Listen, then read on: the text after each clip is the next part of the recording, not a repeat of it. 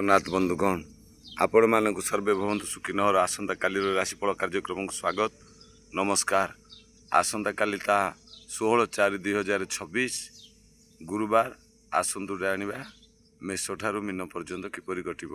मेष राशि व्यक्ति माने आपण मानकर खर्च जोग रही किंतु ताहा उचित खर्च एवं बंधु दर्शन बंधु खुशी रही।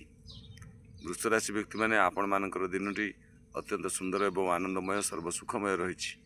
मिथुन राशि व्यक्ति आपण मानकर दिनटी अत्यंत शुभमय और शुभप्रद रहिबो खुशी अतिबाहित हो। कर्कट राशि व्यक्ति माने आपण मानकर कृष्ण पक्ष कारण क्लेश रही दुख रही। अष्टम चंद्र 3 दिन चली 3 दिन होगला एवं पुणी आप नवम चंद्र सतर्क रुहतु एपाई धनिया टी खातु। सिंह राशि व्यक्ति माने आपण मानकर अष्टम चंद्र प्रत्येक क्षेत्र में सतर्कता अवलंबन करंतु एवं पान मधुर टी खातु। कन्या राशि व्यक्ति माने आपण मानकर दाम्पत्य जीवन सुखमय रही खुशी दिनटी अतिबाहित हो। आपण प्रत्येक कार्य में आनंद प्राप्ति हो। तुला राशि व्यक्ति माने आपण मानकर विवाद विजयी हेबे एवं टेंशन दिनटी अतिबाहित हो। विचार राशि व्यक्ति माने आपणकर धन हानि जोग रही सतर्क रही देह असुस्थ हो पारे मन विचलित रही पारे। कुंभ धनु राशि व्यक्ति माने आपण मानकर दिनटी अत्यंत सुंदर एवं आनंदमय और रोमांटिकमय रहिबो खुशी दिनटी अतिबाहित हो। मकर राशि व्यक्ति माने आपण माने सिंह परि रहिबे प्रत्येक कार्य आपण माने आराम रे सुरक्षित कर नेबे।